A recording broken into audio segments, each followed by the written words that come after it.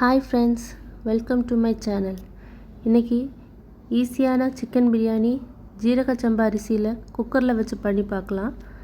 அதுக்கு ஒரு pressure pan எடுத்துக்கோங்க. அதில் கொஞ்சம் ஆயில் ஊற்றிக்கோங்க. அதுக்கு கூட ஒரு டேபிள் ஸ்பூன் இல்லை 1.5 டேபிள் ஸ்பூன் கூட சேர்த்துக்கலாம். நெய் சேர்த்துக்கோங்க. இதில் பட்டை, கிராம்பு, ஏலக்காய், அப்புறம் அந்த பிரியாணி இலை இதெல்லாம் சேர்த்துக்கோங்க. எல்லாம் சேர்த்து அது நல்லா பொரிஞ்ச உடனே இஞ்சி பூண்டு பேஸ்ட் எடுத்து அரைச்சி வச்சுருக்கேன், அதை சேர்த்துக்கிறேன். போட்டு நல்லா மிக்ஸ் பண்ணிக்கோங்க. இஞ்சி பூண்டு நல்லா வதங்குறது வரைக்கும் மிக்ஸ் பண்ணணும். அது வதங்கின அப்புறம் நான் ஒரு 2 வெங்காயம் எடுத்து ஸ்லைஸ் பண்ணி போட்டுக்கிறேன். நல்லா வதக்கி விட்டுக்கோங்க. இதுக்கு தேவையான அளவுக்கு உப்பு போட்டுக்கோங்க. போட்டு நல்லா வதக்கிக்கோங்க. வெங்காயம் கொஞ்சம் வதங்கின உடனே 2 பச்சை மிளகாய் அரிஞ்சு போட்டுக்கிறேன். அது கூட ஒரு தக்காளி பொடி பொடியாக நறுக்கி சேர்த்துக்கிறேன். வெங்காயம் தக்காளி எல்லாம் நல்லா வதங்கி வரணும். எல்லாமே தனித்தனியாக நல்லா வதங்கின அப்புறம் தான் அடுத்தடுத்து சேர்க்கணும். இப்போ குக்கரை லைட்டாக மூடி வைக்கலாம். அப்போது வெங்காயம் தக்காளி எல்லாம் நல்லா வதங்கிடும். இந்த டைமில் நம்ம இஞ்சி பூண்டு அரைச்சி வச்ச ஜார்லேயே ஒரு கைப்பிடி அளவுக்கு புதினா கீரை, ஒரு கைப்பிடி அளவுக்கு மல்லிக்கீரை போட்டு நல்லா அரைச்சி பேஸ்ட்டை எடுத்துக்கோங்க. இப்போ குக்கர் ஓப்பன் பண்ணும்போது வெங்காயம் தக்காளி எல்லாம் நல்லா வதங்கிருச்சு. இந்த டைமில் நம்ம அரைச்சி வச்சுருக்க புதினா பேஸ்ட்டை அதில் சேர்த்துக்கோங்க.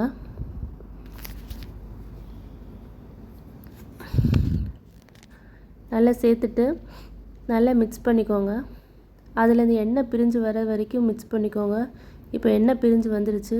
இதில் 1 ஸ்பூன் அளவுக்கு வத்தல் பொடி, ஒரு 1/2 டீஸ்பூன் அளவுக்கு கரம் மசாலா பொடி, 1 ஸ்பூன் அளவுக்கு மஞ்சள் பொடி சேர்த்து நல்லா மிக்ஸ் பண்ணிக்கோங்க. மசாலாலாம் நல்லா வறந்து வரணும். இந்த டைமில் ஒரு 1.5 டீஸ்பூன் தயிர், கெட்டியான தயிரை சேர்த்துக்கோங்க. சேர்த்து நல்லா மிக்ஸ் பண்ணிக்கோங்க. மிக்ஸ் பண்ணிவிட்டு நான் சிக்கன் கழுவி வச்சுருக்கேன், நல்லா நீட்டாக வாஷ் பண்ணி எடுத்து வச்சுருக்கேன். அந்த சிக்கனை அதில் ஆட் பண்ணிக்கோங்க. ஆட் பண்ணி நல்லா மிக்ஸ் பண்ணுங்கள். அந்த சிக்கனோட அந்த மசாலா நல்லா சேரணும். அது வரைக்கும் நல்லா மிக்ஸ் பண்ணிக்கோங்க. நான் 1 கப் அரிசி எடுத்துருக்கிறேன். அதுக்கு 2 கப்பு தண்ணி சேர்த்துக்கணும். தண்ணி கொஞ்சம் சூடான தண்ணியை சேர்த்துக்கிட்டால் நல்லாயிருக்கும். இப்போ ஓப்பன் பண்ணி பார்க்கும்போது சிக்கன் மசாலோடு நல்லா வெந்துருச்சு. இந்த டைமில் நம்ம சூடான தண்ணி 2 கப்பு தண்ணி எடுத்து வச்சுக்கிறேன். அதை அந்த புதினா அரைச்சி வச்ச ஜார்லேயே கழுகி அதிலே ஊற்றிக்கிறேன். ஊற்றின்னு நல்லா மிக்ஸ் பண்ணிக்கோங்க. இப்போ இந்த தண்ணி கொதிக்கணும். கொதிக்கிற அளவுக்கு மிக்ஸ் பண்ணிக்கோங்க.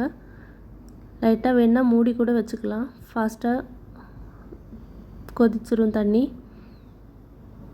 இப்போ கொதிக்க ஆரம்பிச்சிட்டு இந்த டைமில் நம்ம 1 கப் அரிசி கழுகி வச்சுருக்கோம். கழுகி ஒரு 10 நிமிஷம் நல்லா ஊற வச்சுக்கோங்க. இப்போ இதுக்கு தேவையான உப்பு போட்டுக்கலாம். இப்போ அந்த அரிசியும் சேர்த்துக்கிறேன். அரிசியும் சேர்த்துட்டு நல்லா மிக்ஸ் பண்ணுங்க. அரிசி போட்ட பிறகு ரொம்ப நேரம் ஸ்பூனை வச்சு கிளறக்கூடாது. லைட்டாக கிளறி விடணும். அதுக்கப்புறம் மேலே 1/2 லெமன் கட் பண்ணி வச்சுருக்கேன், அதை நல்லா பிழிஞ்சு விடுங்க. பிழிஞ்சு விட்டுட்டு லைட்டாக ஒரு இளக்கி கொடுத்துக்கோங்க. இப்போ குக்கரை லைட்டாக மூடி வைக்கலாம். அந்த அரிசி அந்த தண்ணிக்கும் அரிசியும் ஒரே லெவலில் ஆகிற வரைக்கும் லைட்டாக திறந்து வச்சே மூடி வைங்க. இப்போ தண்ணியும் அரிசியும் ஓரளவுக்கு பக்கத்தில் வந்துருச்சு. இந்த டைமில் லைட்டாக ஒரு இளக்கி சைடில் இளக்கி விட்டுட்டு குக்கரை மூடி போட்டுடலாம். மூடி போட்டு ஒரு விசில் மட்டும் போட்டு எடுத்தால் போதும். இதில் நீங்கள் வேணால் 1 ஸ்பூன் நெய் மேலே வேணால் விட்டுக்கலாம். இப்போ குக்கரை மூடிட்டு ஒரு விசில் போட்டுக்கிறேன். இப்போ ஒரு விசில் வந்துடுச்சு. இப்போ ஓப்பன் பண்ணி பார்க்கும்போது பிரியாணி சூப்பராக ரெடி ஆயிடுச்சு. ரொம்ப சீக்கிரமாக செய்து முடிச்சிடலாம் இந்த பிரியாணி.